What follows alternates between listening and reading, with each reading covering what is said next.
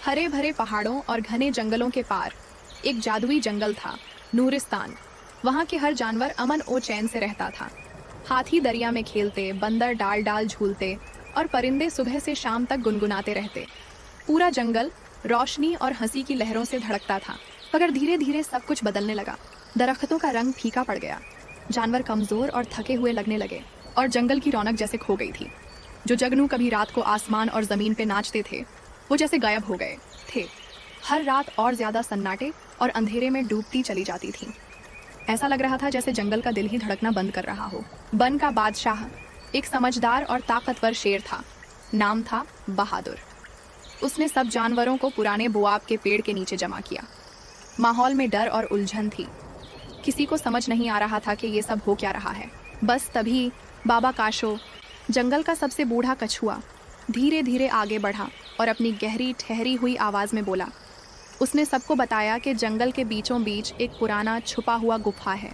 उस गुफा के अंदर बहुत पहले एक जादुई जुगनू को कैद कर दिया गया था।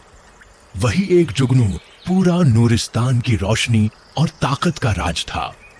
उसके बगैर जंगल धीरे धीरे मुरझा रहा था। जानवर एक दूसरे की तरफ घबराई नजरों से देखने लगे। वो गुफा तो खतरों से घिरी हुई थी। आखिर कौन था जो इतनी हिम्मत दिखाता? भीड़ के पीछे से एक लोमड़ी सामने आई। वो नाजुक सी थी, ज़हीन और अपनी नरम दिल्ली के लिए जानी जाती थी।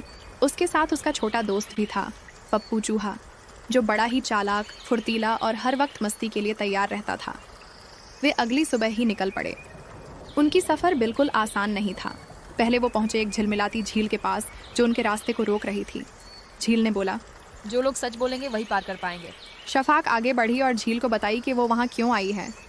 उसकी सच्चाई पे झील ने पानी पर एक चमकदार पुल खोल दिया। आगे चल के उन लोगों को एक बड़ा उल्लू मिला जो गहरी नींद में था और अपनी चौड़ी परों से रास्ता रोक रखा था।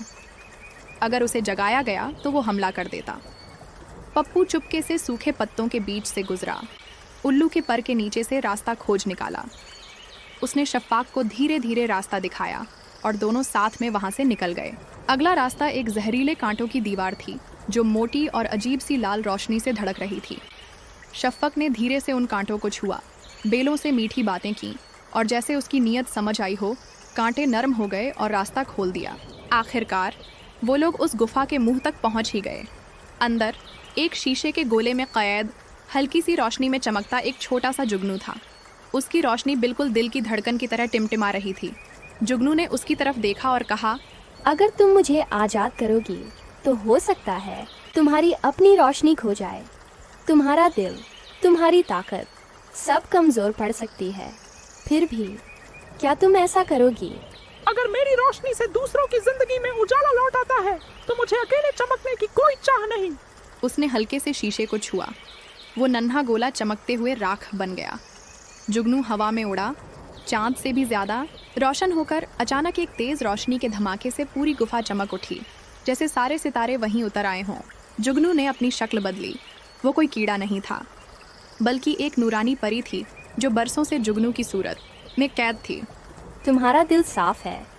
तुमने दूसरों को अपने ऊपर तरजीह दी। तुम ही इस जंगल की असली रोशनी हो। जैसे ही वो लोग गुफा से बाहर आए, चारों तरफ की दुनिया बदलती हुई सी लगी। फूलों ने सूरज की तरफ आंखें खोलीं, दरख्त फिर से हरे भरे और शान से खड़े हो गए और जानवर खुशी से झूमने लगे। शफाक हीरो बन के लौटी।